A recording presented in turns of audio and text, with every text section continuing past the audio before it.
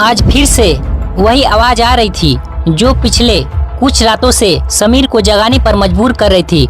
उसने बत्ती जलाई और घड़ी देखा तो रात के 2 बज रहे थे। समीर एक सॉफ्टवेयर कंपनी में काम करता था और ज्यादातर अकेला ही रहता था।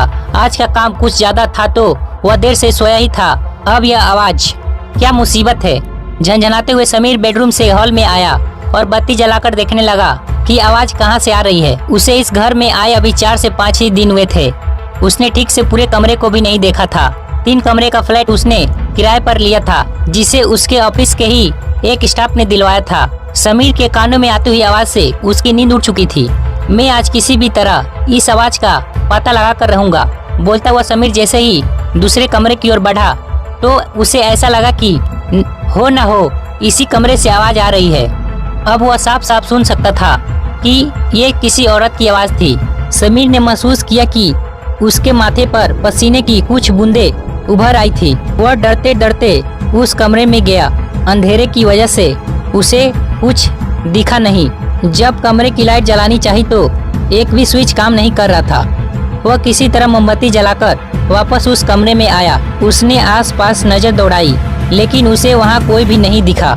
वह कमरे के दरवाजे को पूरा खोलते हुए जब अंदर गया तो उस कमरे में एक पुरानी अलमारी के अलावा कुछ भी नहीं था। समीर का दिल जोर से धड़क रहा था। एक पल को उसने सोचा कि वह वापस लौट जाए, पर पता नहीं क्यों उसके कानों में आती हुई आवाज में ऐसा क्या था जो उसकी ओर आकर्षित कर रही थी।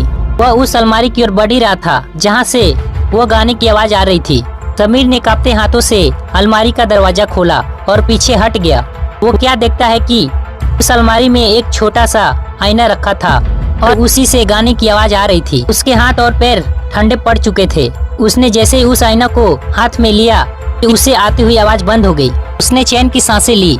सोचा कि चलो इस आईने को वापस उसी जगह पर रख देते हैं। जैसे ही वह आईना को वापस अलमारी में रखने लगा तभी उस आईने में एक चेहरा उभर आया और उसने समीर को अपने पास बुलाया। समीर मेरे पास आओ, डरो मत। आईने वाली अजीब सी औरत के मुंह से अपना नाम सुनते ही डर के मारे समीर के हाथ पांव फूलने लगे और हड़बड़ाहट में उसके हाथ से वह आईना टूट गया और फर्श पर गिरकर टूट गया। तभी टूटे हुए आईना के सभी टुकड़ों में उस भयानक चेहरे वाली औरत के जोर जोर से हंसने की आवाज आने लगी। यह सब देखते ही समीर की हालत ऐसी हो गई थी कि काटो तो खून नहीं, और वही बेहोश होकर गिर पड़ा। घड़ी के तेज अलार्म से समीर की नींद खुली तो सुबह के 8 बज रहे थे।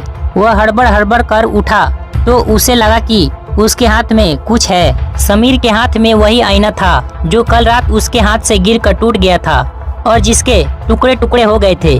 और समीर अभी इसी सोच में था कि उसके पास कहां से आया। मिलते हैं अगले वीडियो में।